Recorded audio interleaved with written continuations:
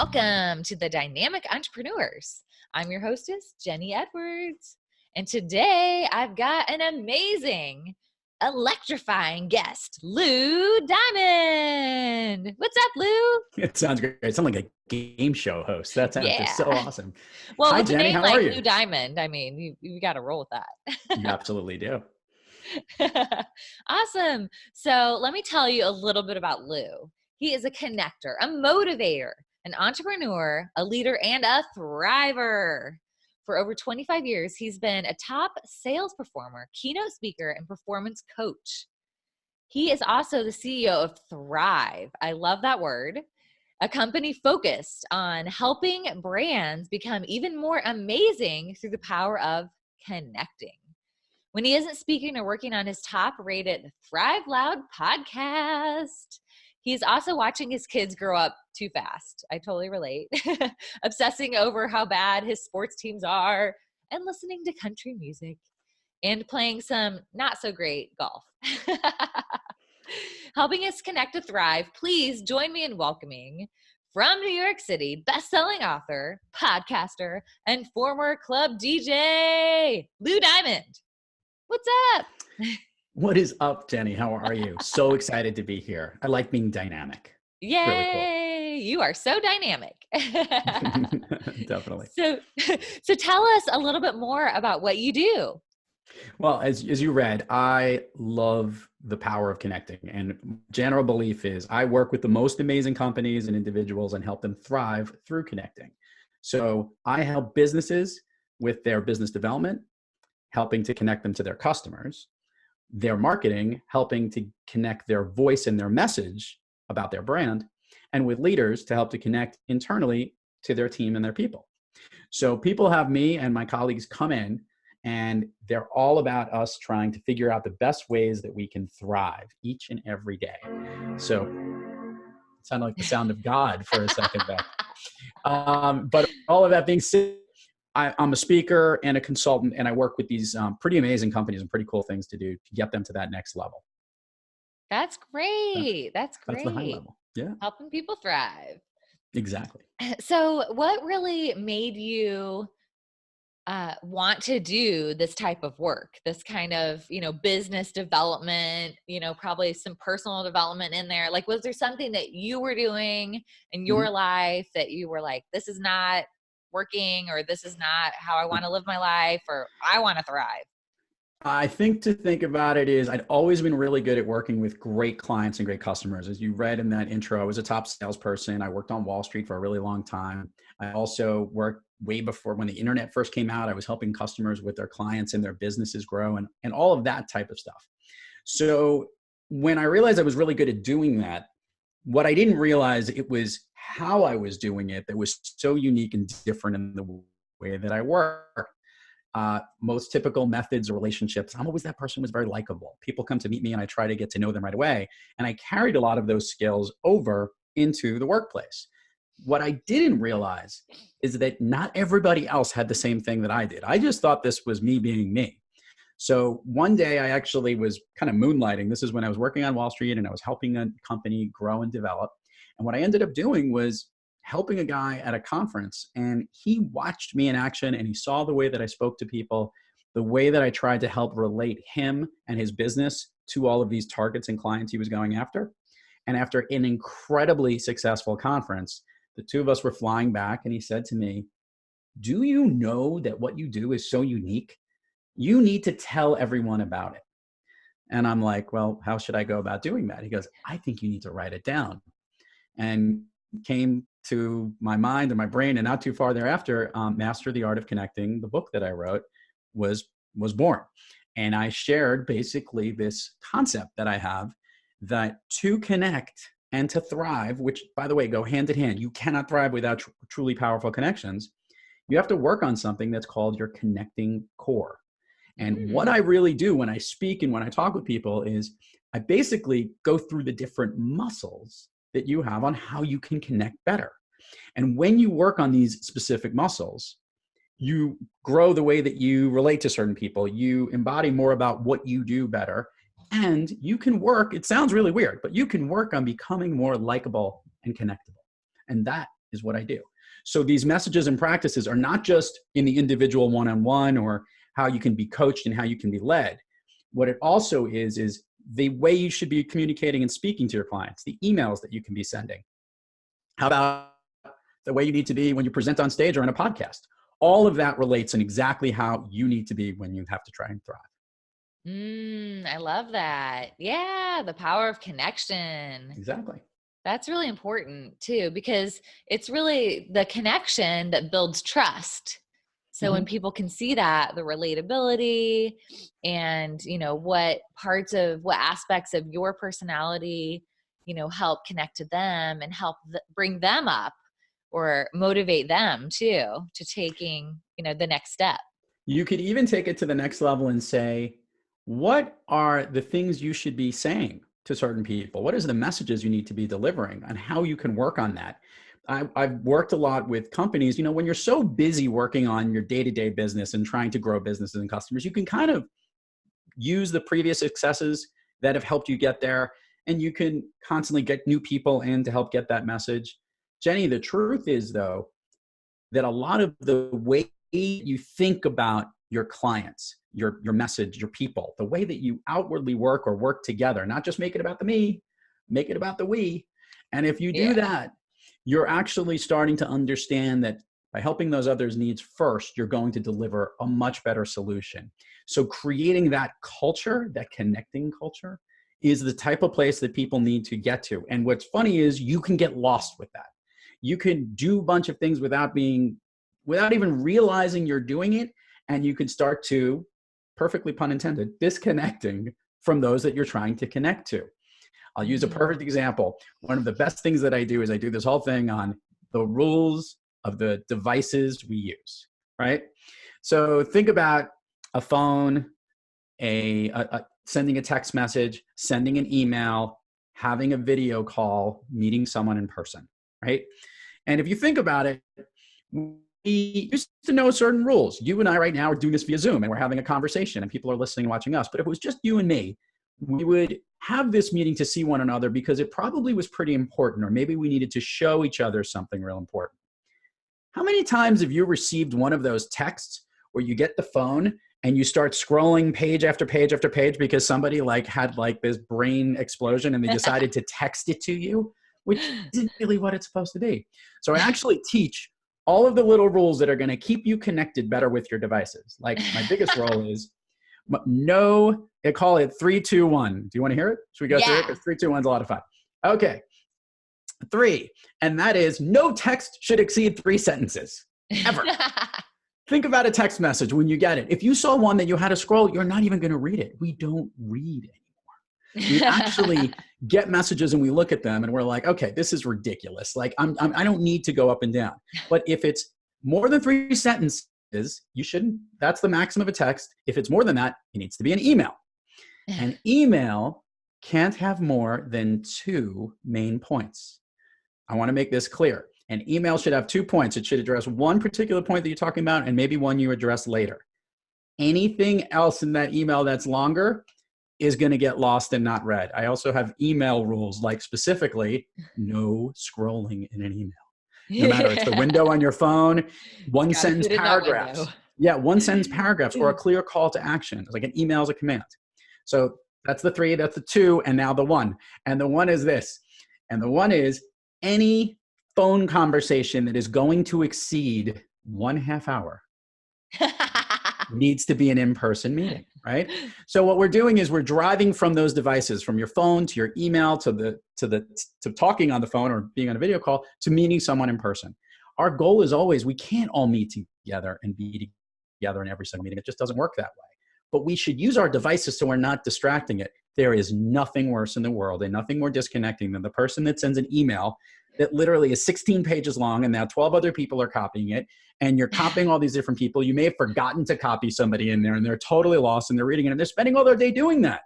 That's not connecting with your colleagues. So all these little tools and hints are things that we actually work on, because the way that you communicate is just as important on the way you speak, the way you talk, the way you type, on how we can connect better with each other.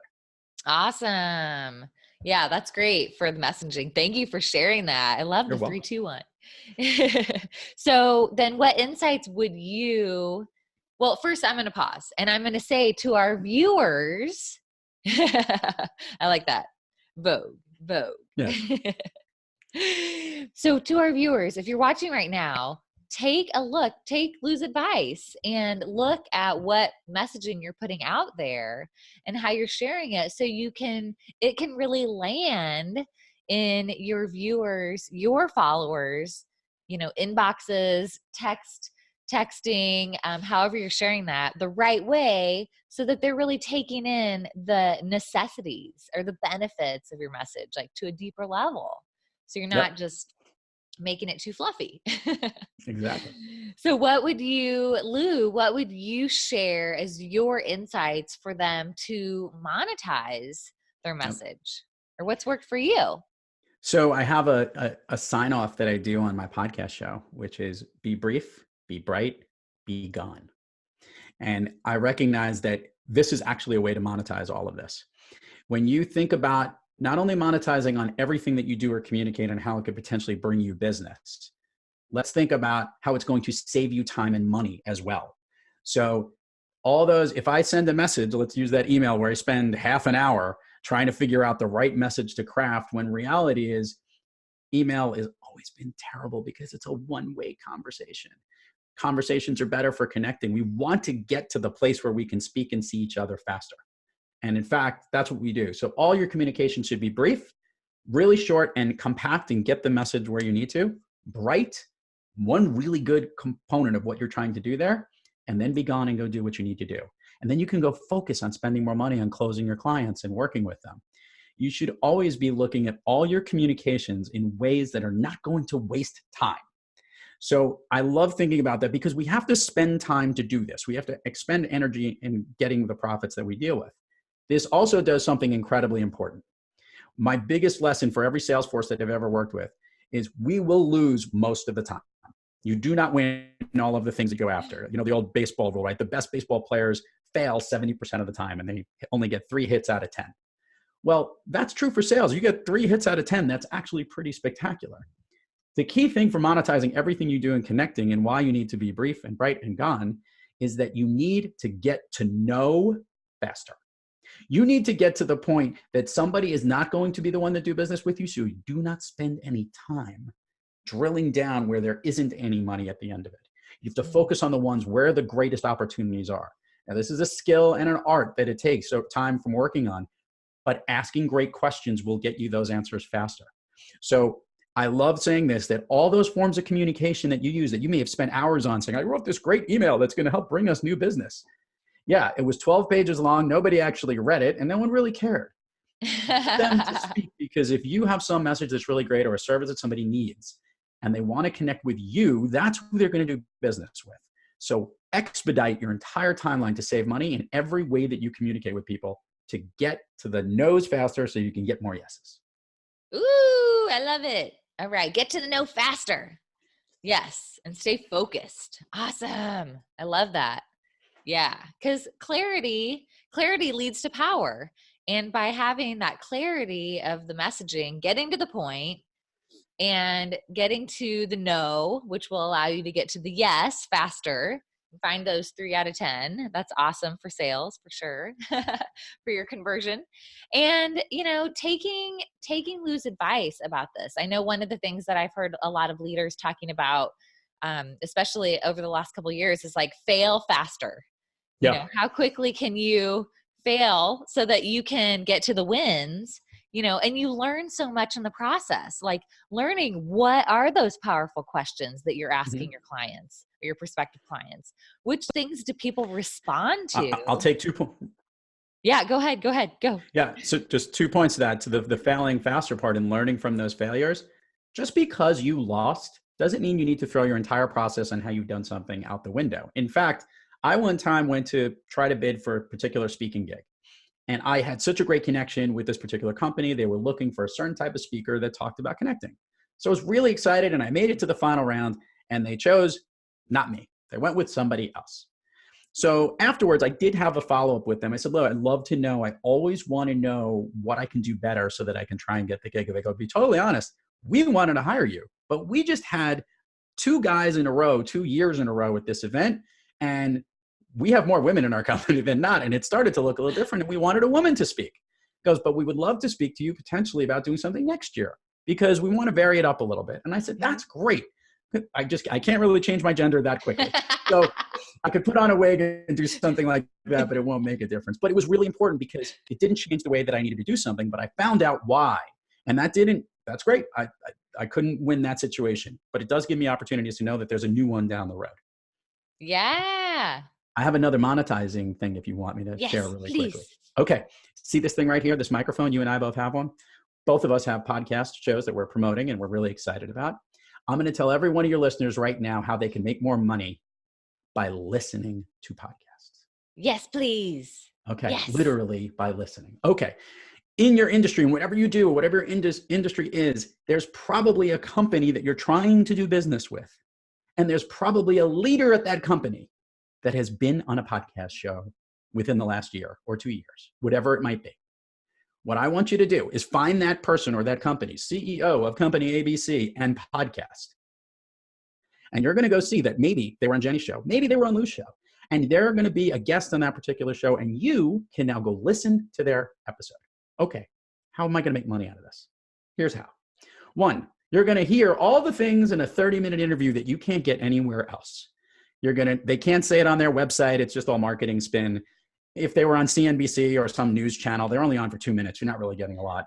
And if they wrote about it in their bio, their blog, or their LinkedIn, you're not really getting any information. But in that 30-minute podcast, you're going to learn about them, what they're important to them, what's important to them personally, their culture, where their vision is. That's a ton of stuff. Take notes. Write this stuff down. Now, comment, reply in social media to that particular podcast show, anywhere in social media where it's been promoted, because I guarantee you it has been, LinkedIn, Twitter, whatever it might be. And then try to connect to that leader in that company. Because I'm going to tell you something, as a podcast host, when someone reaches out to me, they're interested in coming on the show. They sometimes comment, I love listening, and here it is. But they took the time to do that. It's no different than that CEO or person wants to now meet with you. You just moved yourself to the front of the list and getting a meeting with someone that's a target where you can be doing business. I just dropped my head. That's a phenomenal way to make money by listening to a podcast. Yeah. And the power of connecting. Boom. Mic drop. I love it. So is there something that you wanted to share with our audience today?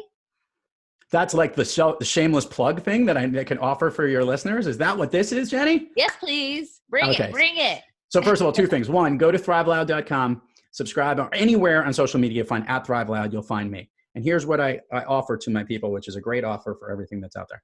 We do this amazing promotion. If you're looking to promote your business and your brand, we've created a product that's called the Endorse-isode, or an Endorse Cast, where we can actually help endorse your business through podcasting, where we can interview your clients. Go on to the Get Connected link and sign up to our list. And in the notes field, when you want to say what you're talking about, mention endorsement episode or Endorse-isode or Endorse Cast. We have different names for it. All of that's really great. And what we will do is we will show you this special promotion and we'll give you a discount. If you say you came from Jenny's show, we'll give a 10% discount for the offer of this that we put together. How does that sound? Sweet.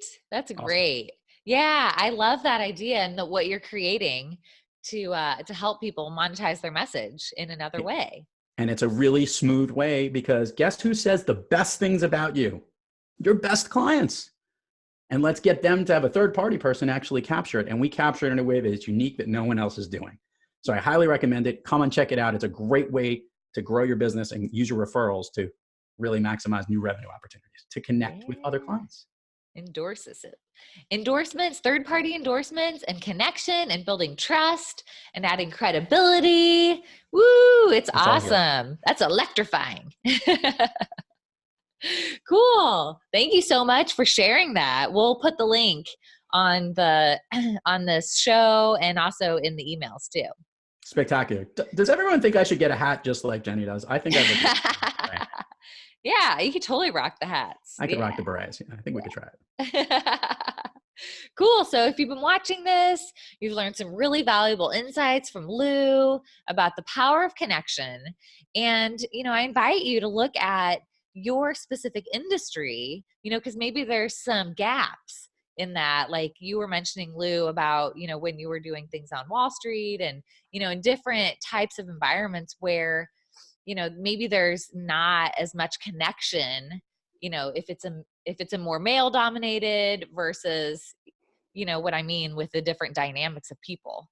So looking at how you could build the connection and build a rapport and also use your message to really get to a deeper level of relationships too, to really take that into the monetization and creating more results. Sounds awesome. So I appreciate all of your insights and stories and sharing today, Lou. You're amazing. Always fun. Oh, well, come on. Right back at you. And let anyone know if they're interested in learning more about how I can work with your organization too. Check out @ThriveLoud or at thriveloud.com. Everything's there. We would love to connect with you and figure out how you can connect better. Yes, and definitely take this opportunity to connect with this man and what he has to offer and all of the valuable info that he shares on his podcast, because it's really spectacular what you're putting out there in the world. Thank you. Soon, I believe Jenny's coming on the show, so we're going to have a ton of fun with her as a guest on the program. Yeah. If it's not fun, what's the point? No point whatsoever. Would it not be fun with Jenny? Exactly. It's bound to be fun. Well, I look forward to thriving with you and helping all of the people watching take your message to the next level and playing a bigger game in life. Can't wait. All right. Have an amazing day. Thank you, Jenny. Thanks for having me. It was a lot of fun. Thank you.